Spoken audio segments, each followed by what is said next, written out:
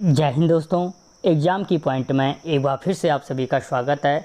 दोस्तों, एनसीईआरटी सार संग्रह भूगोल की इस क्लास के अंतर्गत आज हम भारत के भौतिक स्वरूप के पार्ट 2 के बारे में चर्चा करेंगे।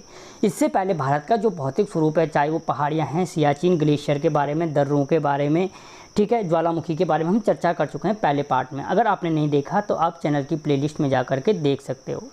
तो दोस्तों, आज के इस वीडियो में आज का जो पहला क्वेश्चन है, विश्व का दूसरा सबसे ऊंचा पर्वत शिखर कौन सा है। दोस्तों, क्या पूछ रहा है कि विश्व का जो दूसरा सबसे ऊंचा पर्वत शिखर है वो कौन सा है। तो दोस्तों, वो पर्वत शिखर है आपका कौन सा, K2 गॉडविन ऑस्टिन। ठीक है दोस्तों, विश्व का दूसरा सबसे ऊंचा पर्वत शिखर K2 गॉडविन ऑस्टिन है। अगर पूछा जाए कि K2 गॉडविन ऑस्टिन किस पर्वत श्रेणी में स्थित है, तो दोस्तों किस पर्वत श्रेणी का भाग है, कराकोरम पर्वत श्रेणी का भाग है। किस पर्वत श्रेणी का है, कराकोरम पर्वत श्रेणी का भाग है, जिसे गॉडविन ऑस्टिन भी कहा जाता है। ठीक है, और यह पश्चिमी हिमालय में अगर पूछा जाए कि भारत की सर्वोच्च पर्वत चोटी कौन सा है, तब भी क्या होगा, K2 गॉडविन ऑस्टिन। और इसकी ऊंचाई कितनी है अगर ये पूछा जाए तो 8611 मीटर है। कितनी है, 8611 मीटर है। ठीक है, अगला क्वेश्चन, माजुली दुनिया का सबसे बड़ा नदीय द्वीप किस राज्य में है। दोस्तों, अगर पूछा जाए कि विश्व का सबसे बड़ा नदी द्वीप कौन सा है, तो दोस्तों विश्व का जो सबसे बड़ा नदी द्वीप है वो बन के निकलता है माजुली। कौन सा है, माजुली विश्व का सबसे बड़ा नदी द्वीप है। अब ये द्वीप है कहाँ पे, तो दोस्तों असम के अंतर्गत पड़ता है। विश्व का सबसे बड़ा नदी द्वीप कहाँ है, असम राज्य में स्थित है। अगर पूछा जाए कि किस नदी पे स्थित है, किस नदी के मध्य है, तो ब्रह्मपुत्र नदी के मध्य में स्थित है। ठीक है, और अगर पूछा जाए कि जो माजुली द्वीप है इसका कुल क्षेत्रफल कितना है, तो 1250 वर्ग किलोमीटर है। ठीक है, कितना है, 1250 वर्ग किलोमीटर। अगला क्वेश्चन, सर क्रीक कहाँ स्थित है। दोस्तों, जो सर क्रीक है, सर क्रीक आपके कहाँ पे स्थित है, गुजरात पाक सीमा पर स्थित है सर क्रीक। ठीक है, गुजरात पाक सीमा के मध्य स्थित है। और अगर पूछा जाए दोस्तों कि सर क्रीक किस सागर से जुड़ा हुआ है, तो फिर आंसर हो जाता है अरब सागर से जुड़ा हुआ है। किस सागर से, अरब सागर से जुड़ा हुआ है। अगला क्वेश्चन, अराकान योमा हिमालय का पूर्वी विस्तार है जो है। दोस्तों, जो अराकान योमा है वो हिमालय का पूर्वी विस्तार है जो स्थित है। दोस्तों, ये कहाँ पे स्थित है, तो ये आपके स्थित है म्यांमार में। मैं इससे पहले भी पहले पार्ट में आया था, अराकान योमा की पर्वत श्रेणियाँ किस राज्य में हैं, म्यांमार में स्थित हैं। ठीक है,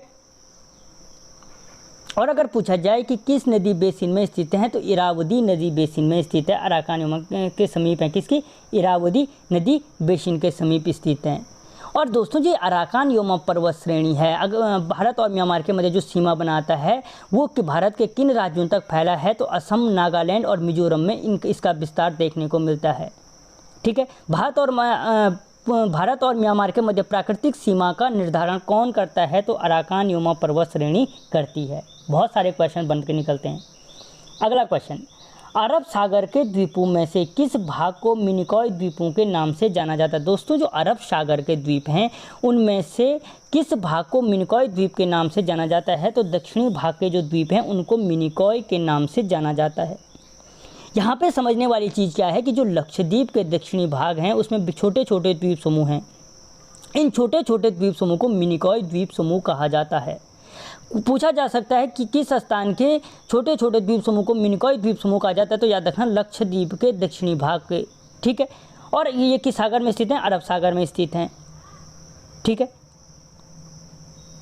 अगला क्वेश्चन,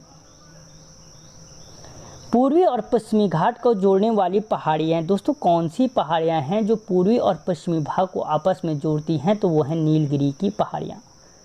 ये क्वेश्चन इस तरीके से बन सकता है कि नीलगिरी की पहाड़ियाँ किसको किससे जोड़ती हैं, पूर्वी पश्चिमी, पश्चिमी उत्तरी, उत्तरी दक्षिणी। ठीक है, तो याद रखना पूर्वी और पश्चिमी घाट को जोड़ने वाली जो पहाड़ी हैं वो है नीलगिरी की पहाड़ियाँ। ठीक है, और किस राज्य में फैली हैं, तो तमिलनाडु, केरल और कर्नाटक में। क्या क्या बोला मैंने, तमिलनाडु, केरल और कर्नाटक में ये नीलगिरी की पहाड़ियाँ फैली हुई हैं, याद रखना। ठीक है, तमिलनाडु, केरल और कर्नाटक, जो क्या करती है पूर्वी और पश्चिमी घाट को जोड़ने का कार्य करती है। अगर पूछा जाए कि नीलगिरी श्रेणी की सबसे ऊंची चोटी कौन सी है, तो दोस्तों फिर आंसर आ जाता है दोदा बेटा। दोदा बेटा क्या है, नीलगिरी पहाड़ी की सबसे ऊंची चोटी है, जो 2637 मीटर है। तो नहीं 2637 मीटर है। और अगर दोदा बेटा पहाड़ी किस राज्य में स्थित है, मैंने कहा क्योंकि नीलगिरी पहाड़ी तमिलनाडु, केरल और कर्नाटक में फैली है, लेकिन जो दोदा बेटा है वो तमिलनाडु राज्य में स्थित है। कहाँ पे है, तमिलनाडु राज्य में स्थित है।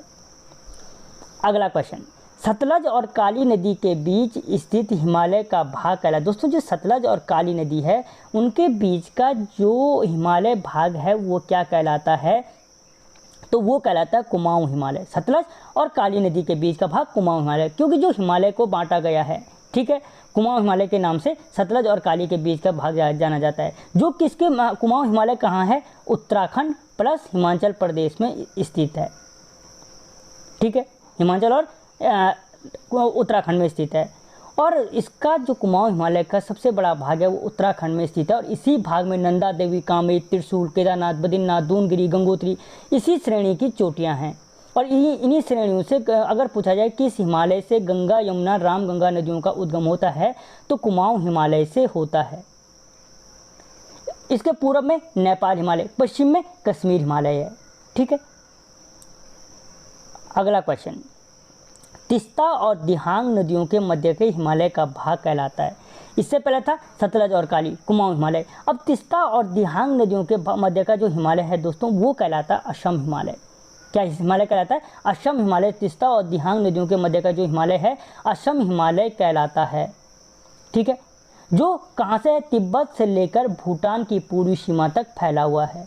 ठीक है, और इस श्रेणी की दोस्तों जो सबसे ऊंची चोटी है वो नच्चा बरवा है। कौन सी बोली मैंने, नच्चा बरवा।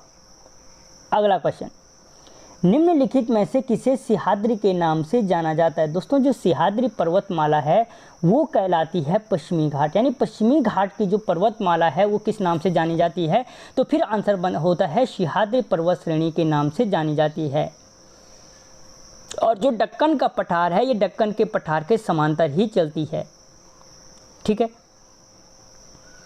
अगला क्वेश्चन, केरल के तट को कहते हैं। दोस्तों जो केरल का तट है वो किसके नाम से जाना जाता है, तो मैंने शुरू में बोला था मालवार तट, ये मलवार हो गए, मालवार तट के नाम से जाना जाता है। केरल तट को क्या कहते हैं, मालवार तट। अब पूछा जाए कि मालवार तट कहाँ से कहाँ फैला है, तो मंगलुरु से कन्याकुमारी तक लंबा है मालवार तट। ठीक है, भारत के जो दक्षिण पूर्वी भाग है अरब सागर के तट से लगा हुआ भाग है। ठीक है, अगर पूछा जाता है कि दक्षिण भारत का सर्वाधिक वर्षा वाला क्षेत्र कौन सा है, तो वो कौन सा है, मालवार तट है। और अगर पूछा जाए दोस्तों मसालों के व्यापार के लिए प्रसिद्ध तट कौन सा है, तो वो भी कौन सा है, मालवार तट है।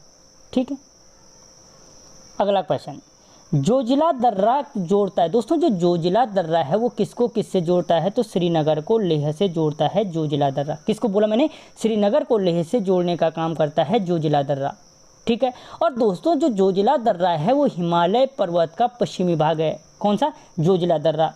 और पूछा जाए कि जोजिला दर्रा किस हिमालय में स्थित है, तो याद रखना पंजाब हिमालय। आगे बताया था मैंने, असम हिमालय, कुमाऊं हिमालय, कश्मीर हिमालय। ठीक है, तो जो ये जोजिला दर्रा है ये पंजाब हिमालय का भाग है जो श्रीनगर को क्या करता है, लेह से जोड़ता है।